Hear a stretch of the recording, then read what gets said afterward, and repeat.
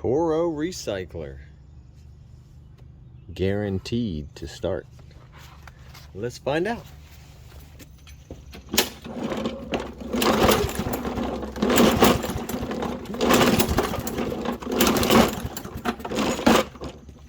I guess not. All right, let's go ahead and get into it. My friend says the mower will run on starting fluid, but will not stay running by itself. Now, if that don't sound like a clogged carburetor jet, I don't know what does. So we're gonna go ahead and pull this air cleaner off. PCV. Well, first off, that don't look good right there. That certainly doesn't help, although it's probably not what's causing it not to run. Or I might just use it to trace out a piece of new gasket from this gasket maker paper I have.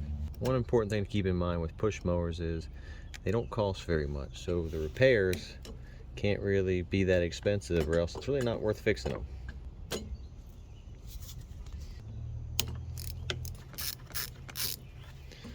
there we have that disconnected now. And so this should slide out. And of course, be careful with this disgusting mess of dirtiness. Now, when we pivot this to this angle, this will come right out. Take out the secondary tiny spring.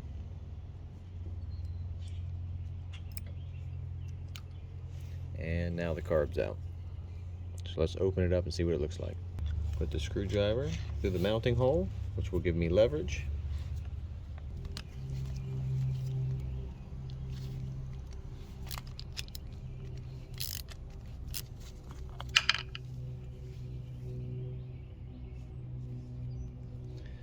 And right away, so it's just pretty dirty inside the bowl.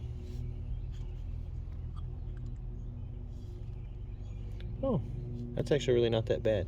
But if you see in there those grayish, brownish, tannish pieces in there, those are actually chunks of varnish. And so I just cleaned the bowl itself, and I went to flip this over, and boy, you can see it is really nasty in there. You can't even see the jet, but I have no doubt that we'll get it running again. So I need to be careful in there, make sure I'm in the slot before twisting it.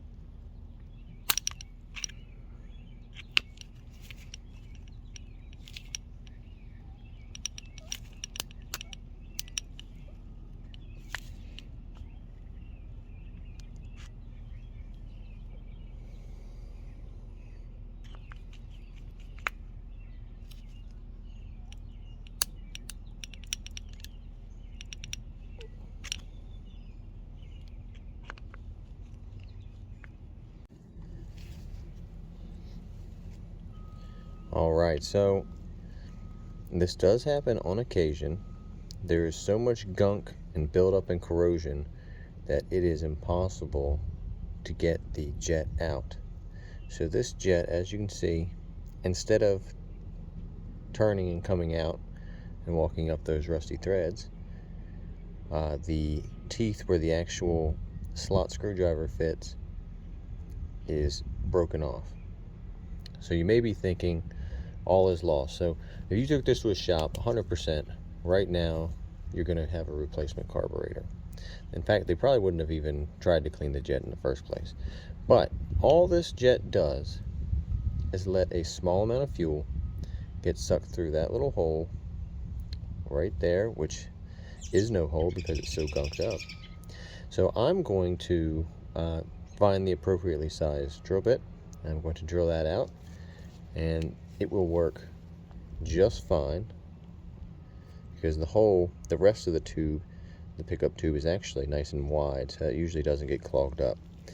And I'm going to put it up there, and we'll spray some cleaner through it, and then we'll put it back together and see if it starts, and my bet is that it will start and run just fine.